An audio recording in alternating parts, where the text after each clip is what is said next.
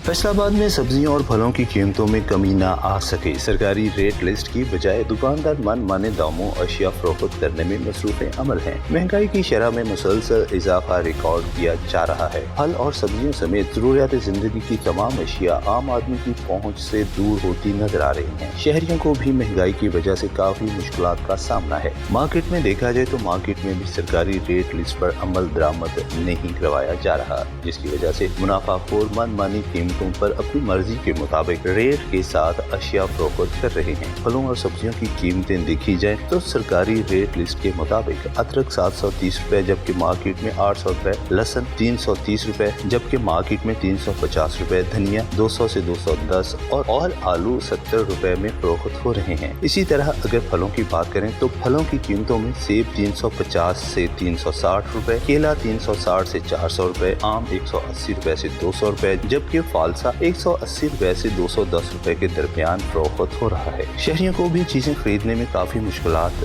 सामने आ रही हैं। महंगाई की वजह से गरीब आदमी का जीना महाल नहीं बल्कि मुश्किल हो गया है। ये जो बड़े बड़े लोग बैठे हुए ना, माफियाज बैठे हुए, इन पर हाथ डालें।